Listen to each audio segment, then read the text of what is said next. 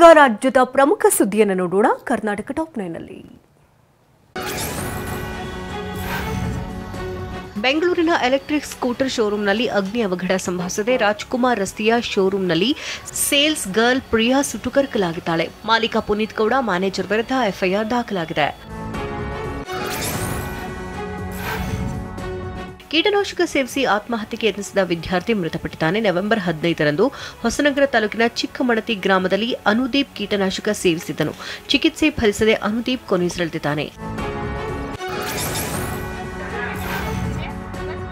ಸೂಕ್ತ ಬಸ್ ವ್ಯವಸ್ಥೆ ಕಲ್ಪಿಸುವಂತೆ ಆಗ್ರಹಿಸಿ ವಿದ್ಯಾರ್ಥಿಗಳು ಪ್ರತಿಭಟನೆ ನಡೆಸಿದರು. ಗದಗ ಜಿಲ್ಲೆಯ ನರಗುಂದ ತಾಲೂಕಿನ ಬೈರನಹಟ್ಟಿ ಗ್ರಾಮದಲ್ಲಿ ಬಸ್ಗಳು ನಿಲ್ಲಿಸುವುದಿಲ್ಲ ಅಂತ ವಿದ್ಯಾರ್ಥಿಗಳು ಪ್ರತಿಭಟನೆ ನಡೆಸಿದರು. ಆಕಸ್ಮಿಕ ಬೆಂಕಿಗೆ ಮನೆ ಭಸ್ಮವಾಗಿದೆ. ಯಾದಗಿರಿ ನಗರದ ವಾಲ್ಮೀಕಿ ಬಡಾವಣೆಯಲ್ಲಿ ದುರ್ಘಟನೆ ಸಂಭವಿಸಿದೆ.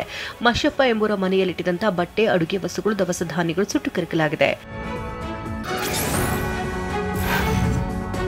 ಕೊಪ್ಪಳದ ಕೆಎಚ್ಬಿ ಕಾಲೋನಿಯಲ್ಲಿ ಅಂಗನವಾಡಿ ಕಟ್ಟಡ ನಿರ್ಮಾಣಕ್ಕೆ ಮುಂದಾಗಿದ್ದು ಸ್ಥಳೀಯರ ಆಕ್ರೋಶಕ್ಕೆ ಕಾರಣವಾಗಿದೆ. ಸ್ಥಳೀಯರು ವಾಹನಗಳ ಪಾರ್ಕಿಂಗ್ ಮತ್ತು ಮಕ್ಕಳ ಆಟಕ್ಕೆ ಬಳಸಿಕೊಳ್ಳುತ್ತಿದ್ದಾರೆ. ಗುತ್ತಿಗೆದಾರ ನಾಗರಾಜ್ ಕಂದಾರಿ ವಿರುದ್ಧ ಜನ ಸಿಡಿದಿದ್ದಾರೆ.